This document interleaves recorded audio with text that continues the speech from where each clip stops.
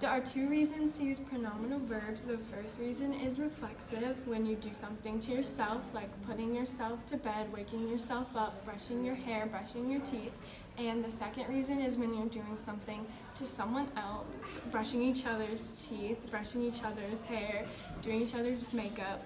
And they also can be used in both ways for certain sentences.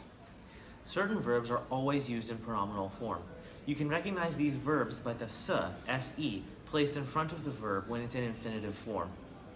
These verbs are always used as pronominal, or if you use them as something else, they have a very different meaning.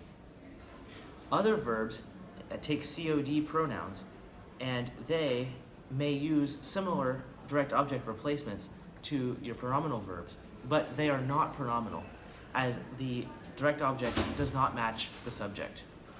To conjugate in the present using the pronominal verbs, you take your subject and then you match it with your replacement pronoun. So for je, it will be me, tu, te, il, se, nous, vous, ils, and elles, se. So now that you have your subject matched with your verb, conjugate them in the present. For example, je me lave. You have je and you match it with me and then lave. In order to conjugate your pronominal verb in passé composé, you must first use your subject and then match it once again with your pronoun, je, me, tu, te, il, se, nous, vous, ils, se, as we've done in present. Next, you insert a conjugated form of the verb être for the passé composé. So, je suis, tu es, things like that. So, you're going to add that, and then finally you can use the past participle of your verb, which you should know from your verb chart.